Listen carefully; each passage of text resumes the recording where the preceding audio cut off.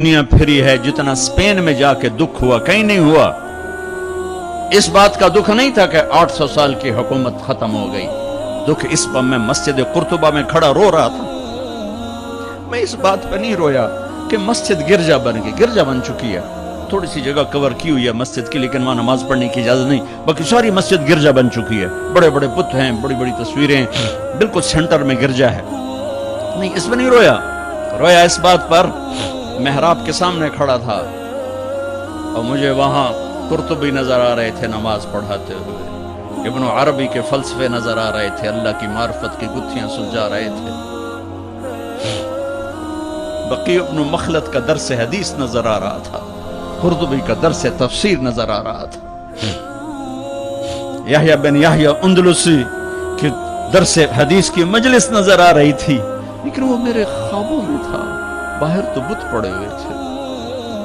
اور میں جو دکھی ہوا کس بات پہ ہوا کہ جس وجہ سے اسپین کی مسجدیں گرجا بن گئی، 800 سالہ حکومت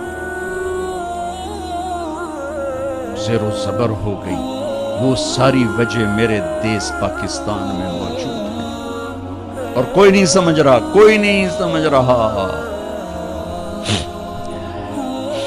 اس لیے میں نے کہا تھا مردہ یزید پہ لعنت بھیجتے ہو اور زندہ یزید کے سامنے دست بستہ ہو کے کھڑے ہو۔ اس ایک حدیث کو سینے سے لگا دو، دل کھلے کر دو سب کے لیے۔ اگر آپ کی نظر میں کافر ہوں تو مجھ سے نفرت کیوں کرتے ہو؟ میرے نبی والا کام کرو نا، سینے سے لگاؤ، کھانے کھلاؤ، سمجھاؤ۔ تبلیغ والوں نے کیا کیا ہے؟ آپ کو ہاتھ جوڑ کے کہتا ہوں تبلیغ میں ٹائم لگاؤ، پوری دنیا میں واحد دین کی محنت ہے جس نے محبت کا وہ پیغام پہنچایا ہے کہ امت کو فرقہ واریت سے نکال کر ایک امت پنے کی شکل دکھائی ہے۔ میرے نبی نے کیا کیا؟ عبداللہ بن ابی کا جنازہ پڑھا دیا۔ میرے نبی نے کیا کیا؟ منافق مسجد میں بیٹھے ہوتے تھے اور آپ کو ایک ایک منافق کا پتا تھا، یہ منافق، یہ منافق، یہ منافق، کبھی نہیں مجلس سے اٹھایا۔ تو ایک کام تو یہ کرو کہ اپنے دل کو نفرتوں سے پاک کرو۔ امت بن کے رہنا زیادہ پسندیدہ ہے اللہ رسول کو، یا کسی فرقے کا جھنڈا اٹھا کے کھڑے ہونا اللہ رسول کو زیادہ پسند؟ رہو اپنے اپنے فرقوں میں رہو۔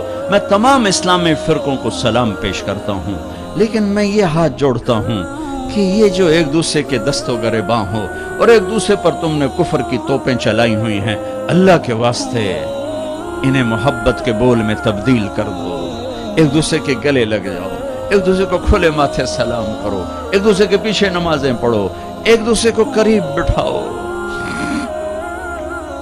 اپنے نبی کی تم چھوڑو مولوی کی بات، میری تھوڑا قرآن اٹھا کے پڑھ لو، قرآن اٹھا کے پڑھ لو، خود پڑھو، سارے تم پڑھے ہوئے بچے بیٹھے ہوئے ہو، اپنے نبی کی سیرت پڑھو، میری گل کتے مار چھڑو، مینوں دفع کرو میں کون ہاں، میں مشت خاک۔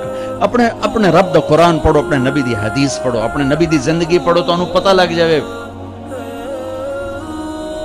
تو آج اپنے نبی کی ایک عظیم الشان سنت پیش کر رہا ہوں کہ اس دل کو سب کی نفرت سے صاف کر دو۔